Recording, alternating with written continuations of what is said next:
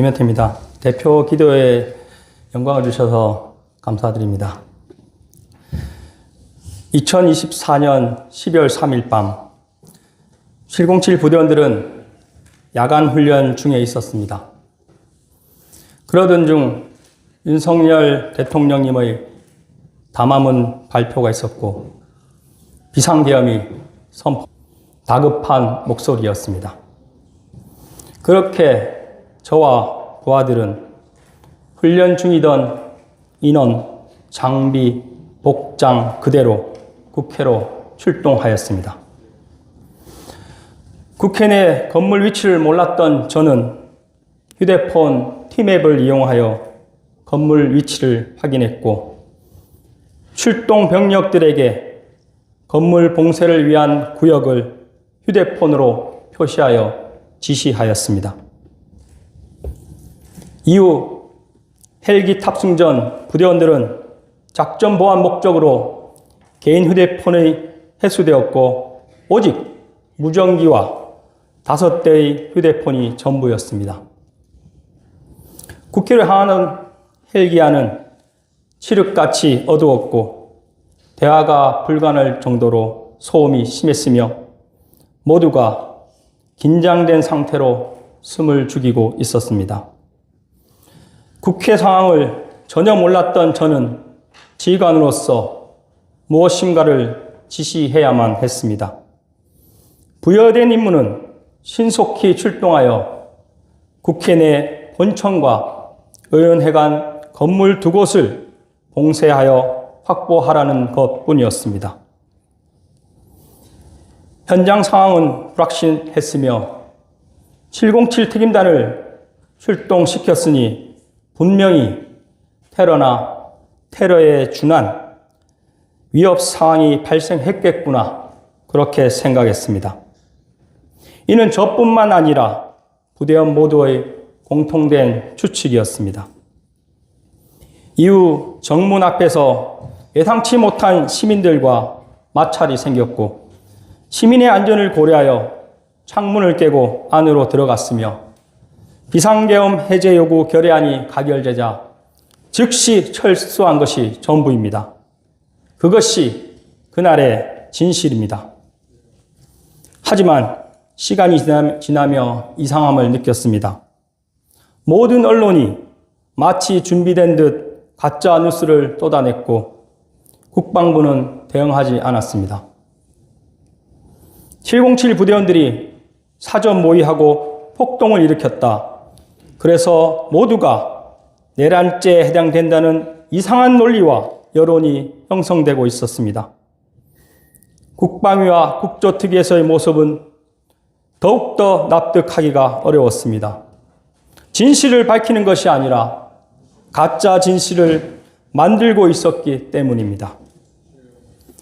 그리고 시간이 흘러 저는 모든 진실을 목도하였습니다.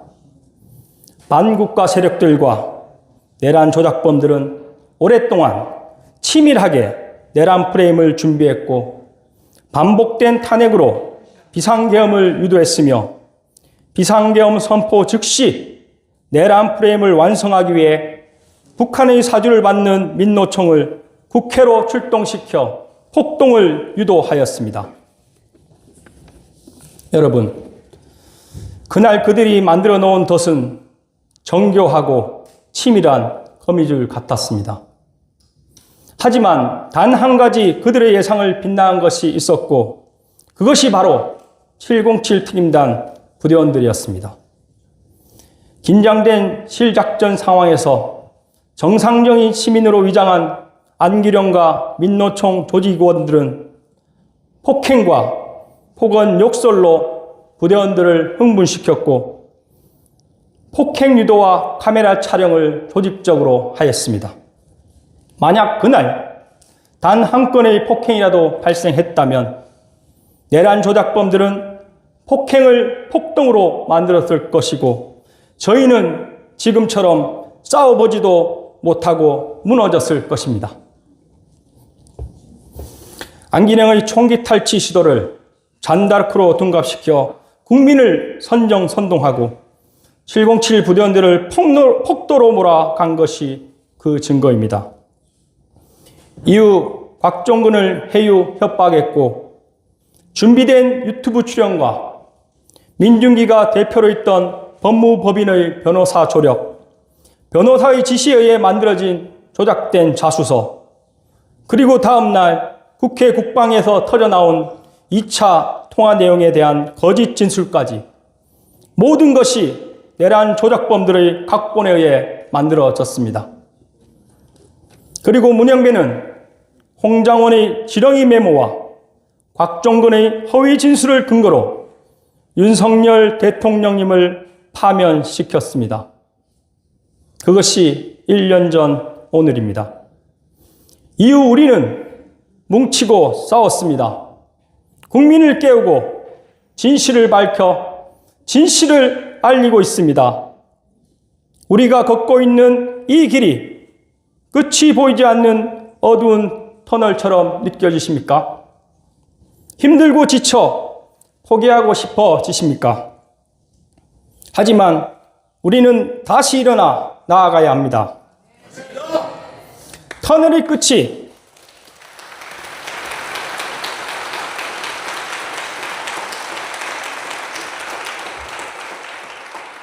터널의 끝이 어둠을 이겨낼 빛이 멀지 않았음을 믿음으로 확신해야 합니다.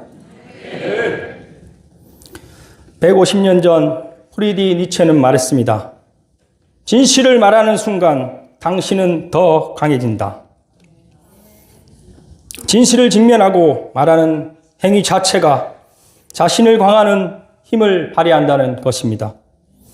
평범한 군인이었던 제가 비상계엄의 소용돌이 중심에 서게 되었고 진실을 알게 되었습니다. 부하들만은 꼭 살려야겠다는 간절한 소망으로 가짜뉴스와 홀로 싸웠습니다. 시간이 지날수록 아스팔트에 나가 애국 시민들을 만날수록 저는 더욱더 강해지고 단단해졌습니다. 진실을 말했기 때문입니다.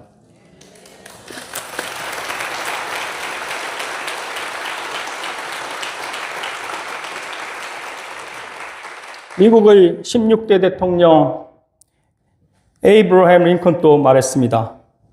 모든 사람을 잠시 속일 수는 있고 일부 사람을 영원히 속일 수는 있어도 모든 사람을 영원히 속일 수는 없다.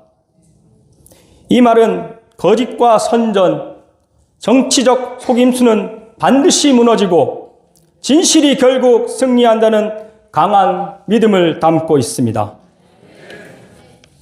저는 지금 불법으로 파면되고 기소되어 재판에 넘겨졌으며 또다시 불법으로 구속시키겠다는 협박을 받고 있습니다. 그럼에도 불구하고 지금 이 순간 그 어느 때보다 편안함을 느낍니다. 진실을 말하기에 흔들리지 않고 더 단단해지고 굳건해진다 믿습니다. 이것이 제가 진실을 말하는 이유입니다. 나를 죽이지 못하는 고통은 나를 더 강하게 만든다. 저는 여러분과 함께 진실의 칼을 무기로 무너져가는 자유 대한민국을 반드시 바로 세울 것입니다.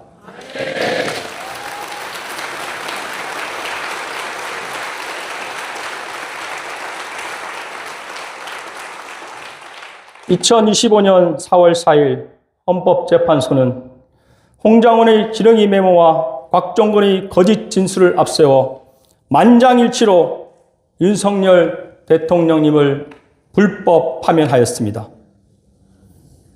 국민들께 왜 헌법재판소가 산산조각 나야 하며 가루가 되어 없어져야 하는지 분명한 이유를 제공하였습니다. 진실 앞에 반드시 그렇게 될 것입니다.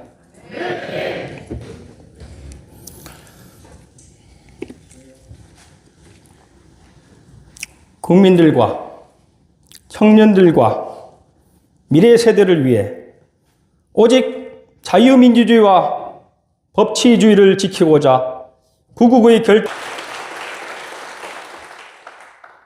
성경 신약 에베소서 6장 13절 그러므로 하느님의 전신갑주를 취하라. 이는 악한 날에 너희가 능히 대적하고 모든 일을 행한 후에 서기 위함이라 하셨습니다. 성경을 읽으시고 기도하시는 윤석열 대통령님께서는 믿음의 방패로 악한 자들의 모든 화를 반드시 소멸시키실 것입니다. 구원의 투구와 성령의 검인 하나님의 말씀과 기도로 지금의 고난을 거뜬히 이겨내실 것이라 저는 믿습니다.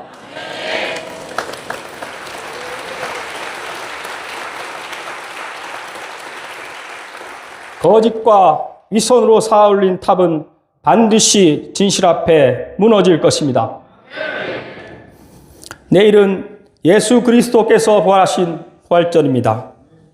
요한복음 11장 25절 예수께서 그녀에게 말씀하시기를 나는 부활이요 생명이니 나를 믿는 자는 죽어도 살 것이며 또 살아서 나를 믿는 자는 누구나 영원히 죽지 아니하리라 하셨습니다.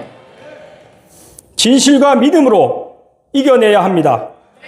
의심하고 흔들려도 다시 일어서야 합니다.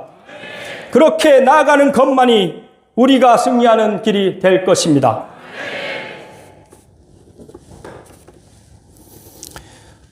끝으로 사무엘 17장 말씀으로 기도드리겠습니다. 기도하겠습니다. 전능하신 만군의 여호와 하느님, 살아계신 의로우신 주님을 오늘 이 시간 높이 찬양합니다. 주님, 사무엘상 17장에서 어린 다윗이 거대한 골리앗 앞에 섰을 때 사람의 눈에는 보잘것없는 양치기 소년이었으나 주님의 이름을 의지하며 담대히 외쳤습니다. 너는 칼과 창과 단창으로 내게 오거니와 나는 만군의 여호와의 이름으로 내게 나아가노라. 주님, 지금 이 나라는 불법적인 파면으로 인해 법치가 무너지고 헌법이 짓밟히고 국민의 주권이 크게 훼손되었습니다. 거짓과 불의와 골리앗처럼 우리 앞에 우뚝 서서 정의와 공의와 법치를 위협하고 있습니다. 그러나 우리는 다윗처럼 압도적인 현실 앞에서 좌절하지 않겠습니다. 보이는 힘과 권력이 아니라 살아계신 하느님의 공의로운 이름을 의지합니다. 이 싸움은 우리의 것이 아니라 여호와께 속하였나이다. 하나님, 무너져가는 법치를 바로 세우시고 짓밟힌 우리의 주권을 온전히 회복시켜 주옵소서. 위법한 절차와 불의한 판결로 인해 상처받으신 윤석열 대통령님을 지켜주시고 진정한 정의와 공의가 자유와 법치가 물같이 흐르게 하소서. 우리에게 다윗의 믿음을 주소서. 작은 물맷돌 하나로 거인을 쓰러뜨리신 주님의 능력이 오늘 이 나라와 국민을 위해 임하게 하옵소서. 두려움 대신 담대함을, 절망 대신 소망을, 패배 대신 승리를 주소서. 주님의 공의로운 뜻이 이 땅에 이루어지도록 끝까지 믿음으로 서게 하옵소서. 주님께서 이 나라를 불법과 혼란의 골리앗으로부터 건져내시고 법치가 바로 서고 주권이 국민에 돌아가며 공의와 진실이 승리하는 새로운 역사를 이루어 주시옵소서. 우리 주 예수 그리스도 이름으로 간절히 기도드립니다. 아멘.